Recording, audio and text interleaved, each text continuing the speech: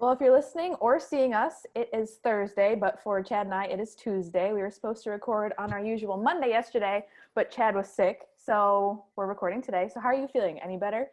Nah, I mean, yes and no. I did get a COVID test. I am negative. I've got a daughter upstairs who has it.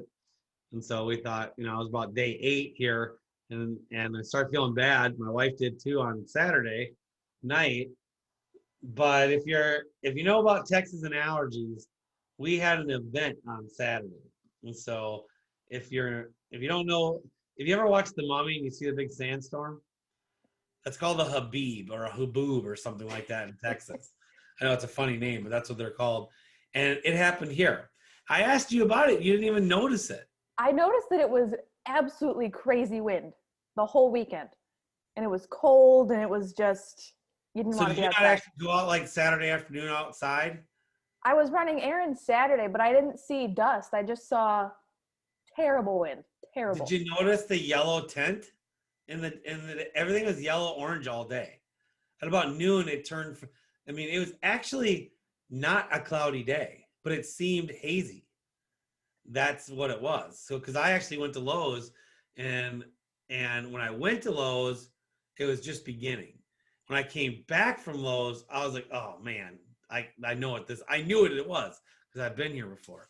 And we worked out in the garage all day, getting our garages clean to get all the cars inside. And wow, right after dinner, allergies. My wife allergies. Did not sleep well. Yesterday I couldn't record. It was terrible.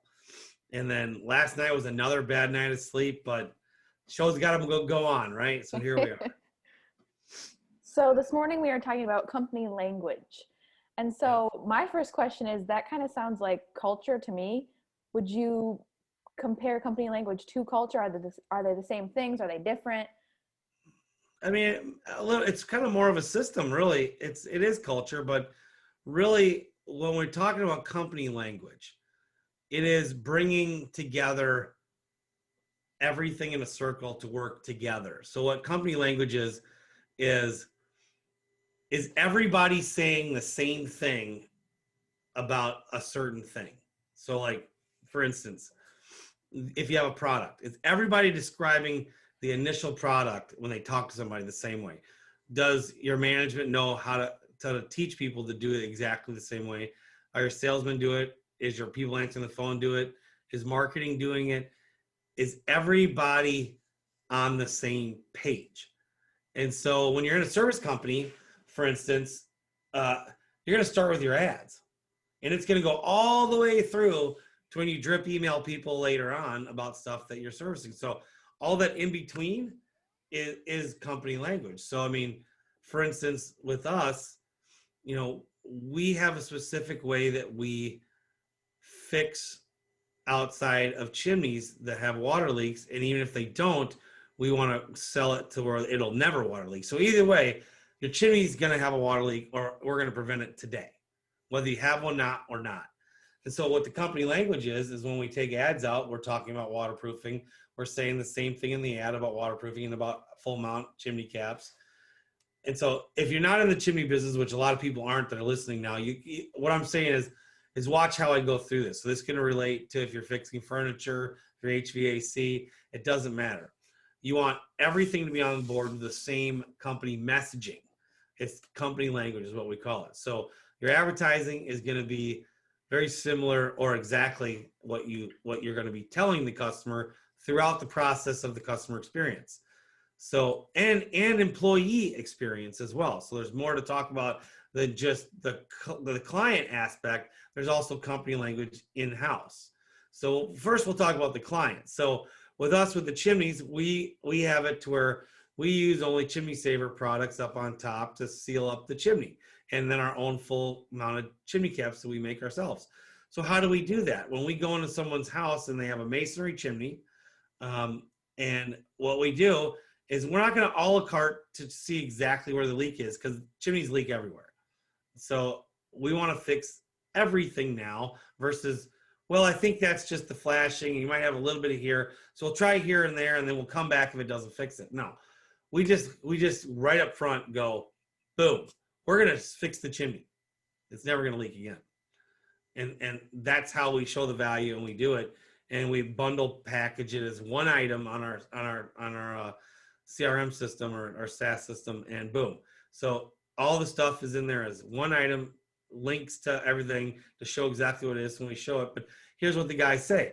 They actually have a video that they have to practice to sound just like me. And so they start off, well, okay, we start with the bottom. At first, we're going to start with your flashing. We're going to bond your chimney to the roof. And what we're going to do is we're going to take it, we're going to go over your flashing, come down on the roof, and it's going to give you a perfect water shed of all the water. And then we're going to waterproof your chimney. Both products we use are chimney saver products. They work great. Waterproofing is it's not sealing it. We don't want to seal a chimney because chimneys are like a cave. So they breathe. There's going to be moisture inside that needs to escape. This waterproofer allows that moisture to escape, but nothing to get in. So it's a waterproofer. That's what porous bricks and cement need, and mortar need, so that they will breathe out but not breathe in. And that keeps all the moisture from getting out. So we'll waterproof the whole chimney from roof up or ground up, depending on what kind of chimney you have. And then we're going to take your very top of your chimney. That's called your mortar crown. And we're going to take, if it's not in a good condition, we're going to put a new layer of mortar on there and give it a good thickness of mortar. And then we're going to crown coat it. It's another chimney saver product, which seals it for the lifetime of the chimney. And then we're going to take and put a full mounted chimney cap on it.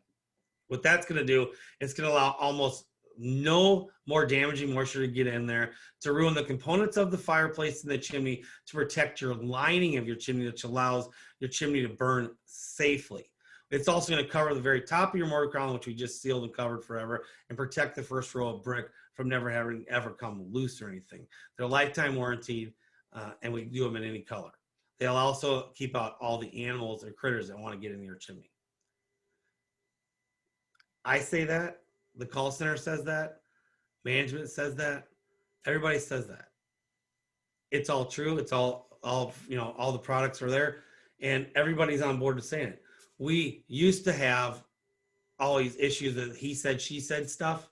We have none of that. It takes away the he said, she said. Matter of fact, one of my clients last week asked me, when we were working on this, asked me, why does this matter?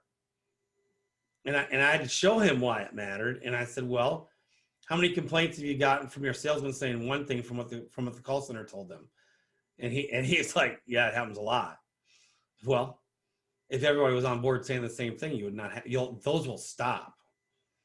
And in my company, they almost have. I mean, the only reason you have an issue with someone saying something to you that might be different, that you might have heard something else, is they've gotten 3 or 4 estimates on the phone, ended up hiring us, and they remember what all the other companies said.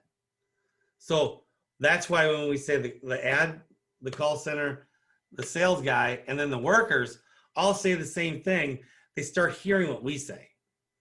And it takes out all the noise from what everyone else said.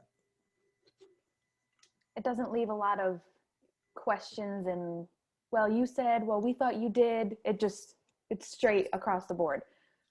It grounds you on your process, and it just reassures to the customer exactly what we're going to do as well. It starts off with the ad and then the call center. And so when people ask us, the call center, we give free chimney cap estimates, but then they go in there and tell them, they go into that little spiel I said about the chimney caps. They say that before they've ordered. Free estimate coming. They just said that. Now the guy gets out there, he says the same thing. And so then when the guy's taking the money, or the guy or the technician, the installer gets a question, he says the same stuff. So now they've heard it generally 3 times minimum from my company. And then then when a question arises, well, I thought you guys said this, or maybe they just right away just say, you said this. So no, that's not us. I'm sorry that this is, and then we say it all again, and then it sparks their memory. Very rarely do we have someone go, no, you guys said this. No, we didn't. We don't get into that customer fight, because it's so ingrained in them, installed in them. This is how we do it. And it works. And then when we drip out content to thank yous and all this kind of stuff, we still tell them, the chimney cap's guaranteed for life. The crown's guaranteed for life if you bought a full mount camp, which all our customers do. The waterproofing is a 10-year warranty. We suggest every 8 years, just overlap it. And then remember, if you get your roof replaced, we'll come back and repair the flash seal for half price of what you paid because the roofer is going to rip it all off. And so we drip out all this stuff so that they know and they remember us as we're continually going every year to come back to inspect it and all that kind of stuff. But it keeps it relevant, and it's the same language all the way through. And I think it makes your employees confident as well as your customers too, because your employees know that they're selling a quality product that includes X, Y, and Z. And that's the greatest thing when you're first training someone too. When everybody's on board saying the same thing, they're being trained the same thing. They see it in training. They see the sales. Our educators, our new educators don't actually see the work done. They have to believe that we're right. But they see it all by obviously being in business 26 years, but they get to see it all the way through the process. And then they hear it hundreds of times. Seriously, an educator for us is going to see it at least 50 times before he ever has to say it himself. And the greatest thing is he's not seeing our educators get called out after a job's done. So if they work 1 week, they're not seeing the work. Let's say we were slow enough to get that work done that week. Well, our educators are still going to service the quality control call if that's possible, if that happens. And so they don't see a lot of quality control calls. And so we have to teach them how to do a quality control call. So we still teach them how to do that, as part of the company language as well. But we don't have a lot of it because it's all the guys follow up and do the work correctly. And if they've done it, the leaks are gone. So we might get a call about the flash shield looks bad or it's not straight or the cap is maybe a little crooked, which, it just happens at times. We're going to get customers that aren't happy. And a lot of times caps, honestly, it's an illusion from when you stand in your yard that it looks crooked. We've gone up there on levels and put a level up there and it's perfect. Taking a picture of it, come down and well, that doesn't look level. We have actually unleveled the cap to make a customer happy before. And just tweaking it just a little bit, just so it looks to them level, but it wasn't level. And so appearance, but again, we do stay with, all the same verbiage, and it's so important for everybody to stay on the same page. It's so easy to continue and to learn and it's keep managing, here's the one thing we talked about a little bit ago, but when the educators, which salesmen, get out there, they do hear at times, well, they said that at the call center. And we can pull the call, and almost I would say 99.9% of the time, that's not what our person said. And we prove it. And then the guy says the same thing. So, that's in our system, recording your calls.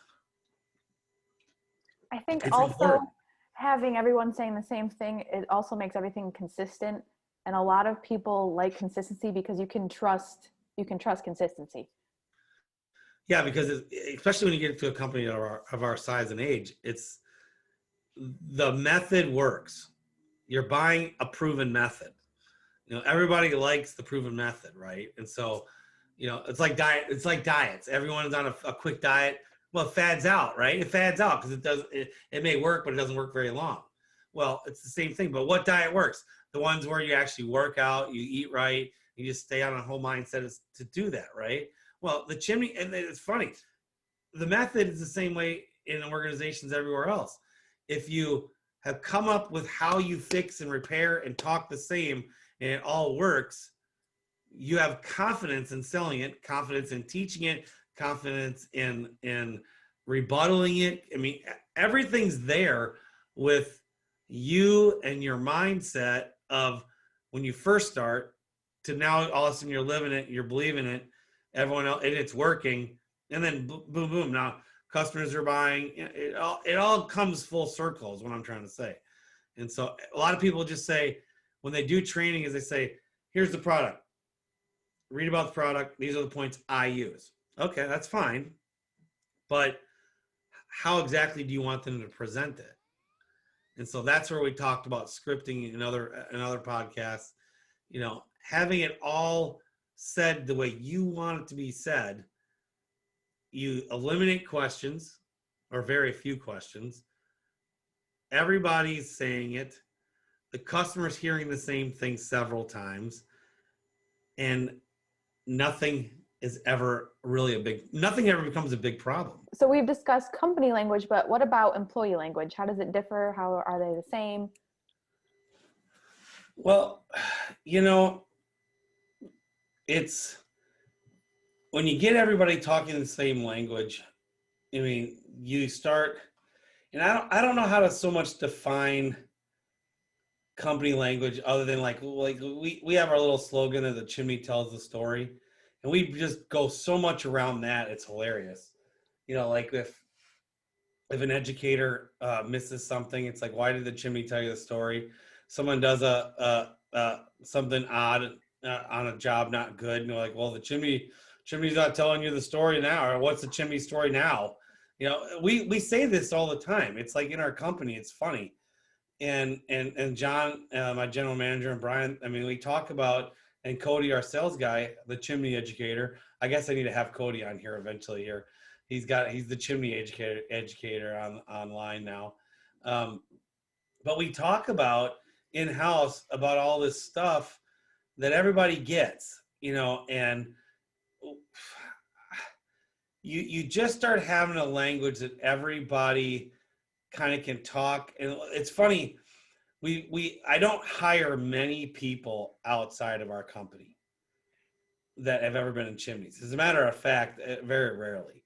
But I have had other guys quit to thought greener pastures on the other side and went to another company and then called me back for their job and told me about what was going on at the other companies. And they're always like, I've had 4 or 5 in the last 10 years actually call me back, said they go to work for someone else. And they're like, you have no idea how organized you were. And back then I didn't even feel like we were half as organized as we are now. And they're like, wow, you know, you know where you're going every day. Everyone is on board. There's no miscommunications to any certain extenses, you know, all this stuff. I mean, so when you talk about company language, it is one of those things that when you're getting everybody on board, you just got to kind of let them kind of osmosis it, but you start to develop one. And our company language is all around the chimney tells a story. It really is. And so, and then with our products, as we just kind of went through about how we sell them and talk about them, you know, our products and services have their own little languages as well. So, I mean, you just know what it is. And so the thing about it is, in your own company, you have to kind of, you know, you have to kind of create your language, develop it. Most of you guys out there who are listening probably have one, and you guys already talk about it, but you never really bring it up in meetings and stuff. And because it's just it's your language. It's like this: when you have 2 good guys working together, they get to a house and they like already know that this guy's going to the door, this guy's getting a ladder off the truck. They don't even, that's a company language. That is your company language. When 2 guys know what they're going to do, you know, maybe in the beginning of the day they said, okay, I'm going to be the doorman, or I'm going to be the setup guy, or, you know, whatever, or this week they do that.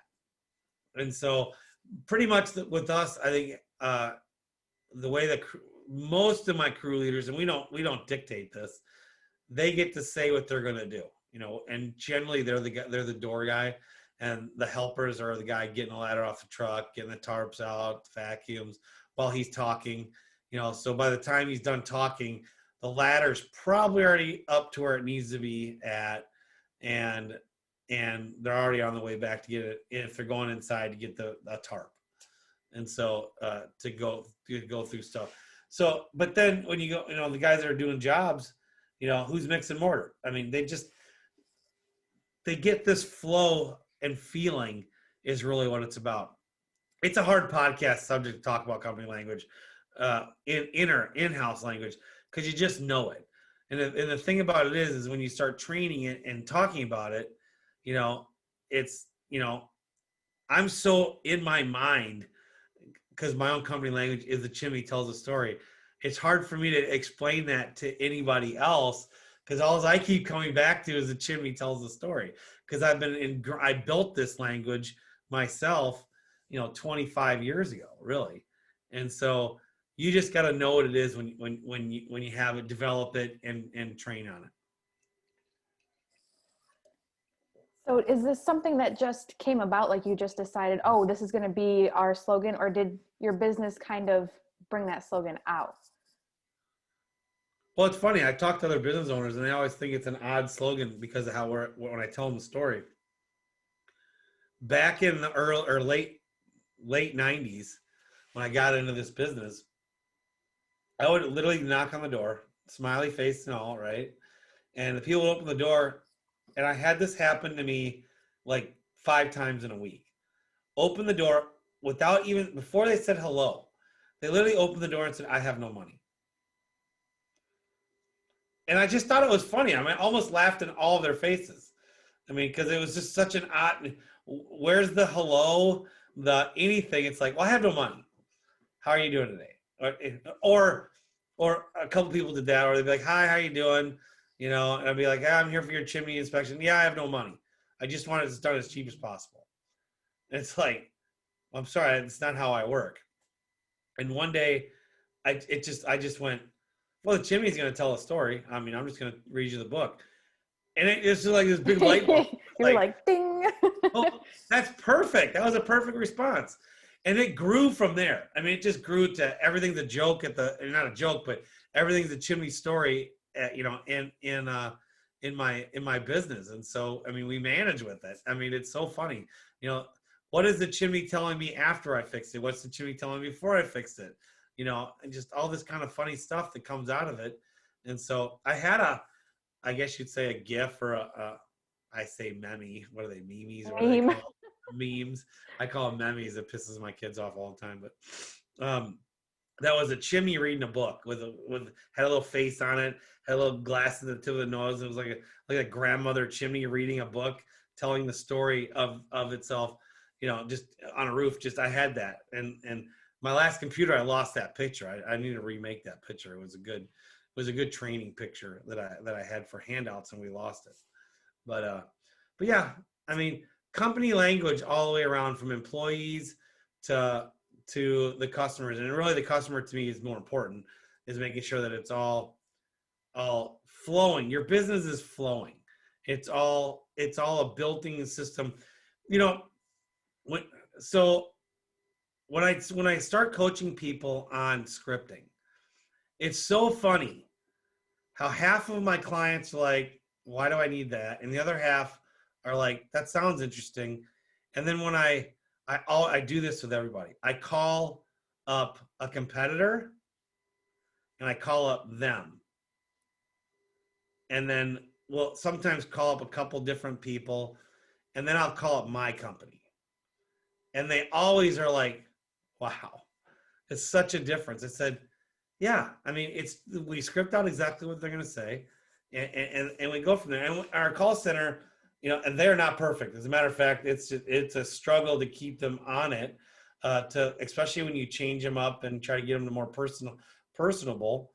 I mean, I want everyone to be you and be happy and you want to work here as part of scripting, and trying to train your company language to not be a robot is hard. And you start finding out when you try to start training joy that some of the people you might have hired have not an ounce of joy in their soul. And so it's like, okay, I need you to be a little peppy here. You're in a call center, and you just can't get that out of some people. So when you're having a phone, when you're hiring people on phones, of course you want them to be smart, be able to take the appointments, and be able to be organized. But you gotta have, they gotta have that soul that sounds pleasant and good. I mean, we used to have this girl from Africa that worked for us, and she had a squeaky voice, so it was funny to listen to her talk. But you almost laughed when you heard her talk, because it sounded like she just did a helium balloon and was blowing it out. But then you could hear her voice talk, and you could hear how she talked about stuff, and the way she presented herself in all her situations was always upbeat, kind, fun, and comparable to, she knew what she's talking about, competent, and her closing ratio was better than most people. She's terribly organized, and that, unfortunately, she doesn't work for us anymore. So she could do customer acquisition awesome. And so but I didn't have to train that in her. I wouldn't even had to. So what you're trying to do here with company language is put the right people in the right jobs. That's why a lot of people think that they can take their best technician and put them in sales. That doesn't work. You're better off hiring a good salesman that knows nothing about your industry, that you can train on how to sell it. A lot of people think that they take their best technician, make him a sales guy. The fact of the matter is, a lot of those people are they're more like C types, where they're kind of robotic, and that's not going to sell. They get the job done, but they don't exactly know how to sell the job. And so that's where, you really, to go off into another realm here, is putting the right people to do the right company language, because departmentalizing your company language is huge. And so your people that you put in customer service call center, the people you put in your sales and your educational department, versus your management, versus your guys that are installing, are 4 different people. And a lot of people don't get that. And so that's why a lot of companies fail, is they start putting people in charge of people that don't get the department that they're supposed to be over. Sales, you don't put an installer over sales. He has no clue. You don't have a general manager that's never done sales, or a manager that's never done sales, hiring salespeople. He'll hire an installer to sell for you, and your sales, they will suck. So we've been there. And so yeah. But when it comes to company language, your ad's got to say the same thing to attract. The law of attraction with the ad is what you have to do. I just wrote an ad for a call center person. You want to hear it? Put it on Facebook last night in my homeowners association. Master Services is hiring. We need call center experts. We will train. There's a future here for career-minded individuals. There's a ladder here. Come climb it for a future with the best home services business growing in Texas. We need bright, bubbly people to work in our fun environment. You must be able to work off of a script and put life into it. No robots or dull people allowed to apply. We want you to be you after you become one of us. Quick learners, no brain burners. At Masters, we work 6 days a week, so yes, Saturdays are essential to our call center. You'll be scheduled 30 to 45 hours a week on a 5-day work week. Computer skills, easy systems to learn. If you've ever worked on a scheduling app, then this is the career for you, but it is not a requirement. We like to train ground up, but we don't babysit. We hire adults, people with responsible lifestyles. Our culture is a no drama mama, and you better, let me start that over. Our culture is a no drama mama, or you get the booty boot. Our day starts at 8 a.m. or 9 a.m., depending if you close at 6. Fridays are always party time at 5 p.m. This special candidate will possess the word yes in their vocabulary, but can say no if need be. Self-motivated to get the job done with minimal oversight. Stress-free as can be, as long as you try, for me. You'll answer incoming calls while showing the customer you love being here. You are our initial contact, and our customers will love you if you love them. Candidates that are fun, loving, detail-oriented are what we're looking for today. You will email, produce work orders, purchase orders, possibly do a short inventory, assist the sales department, and of course, schedule all the aspects of our services. And again, we ask you to do a task. You agree to say yes. Of course, I'm teasing. The chimney tells the story. So please apply by messaging me, blah, blah, blah. Then all the hourly kind of stuff like that. That's good. I sat there right after dinner and it took me an hour to write that.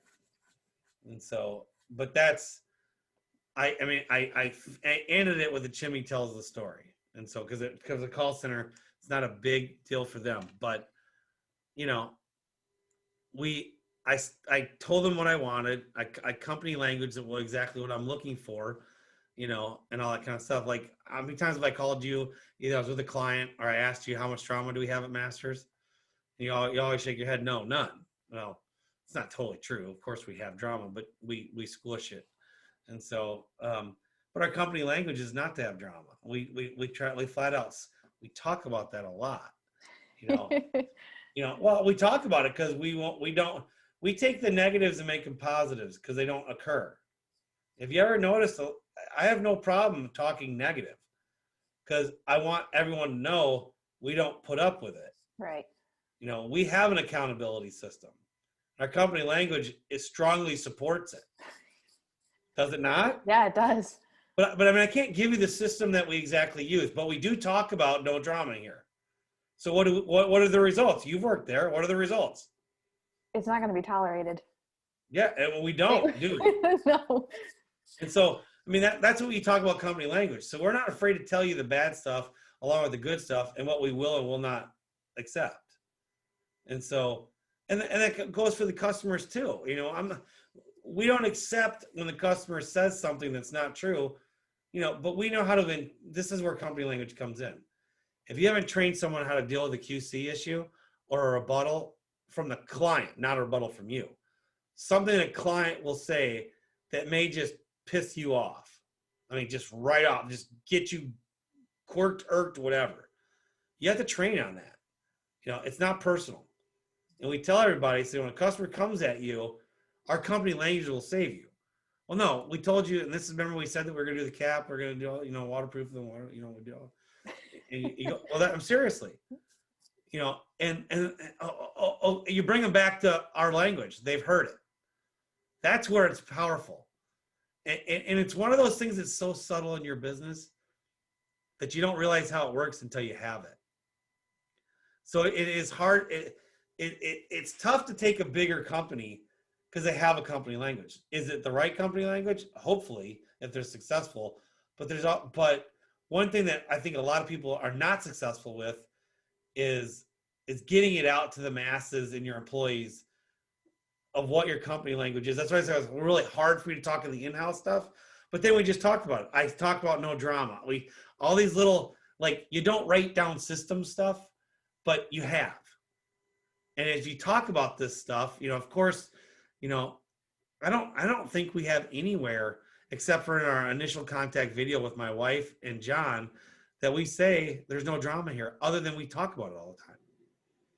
There's no drama here. And then, and so yeah, all those in-house systems are kind of those, you work on them by letting everybody see it.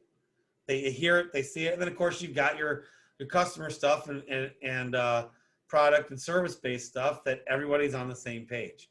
That's where it's important. I mean, it's important both ways, but customers are really wanting to hear the same thing from everybody because, like you said, a perfect point. They're reassured that it's the right thing.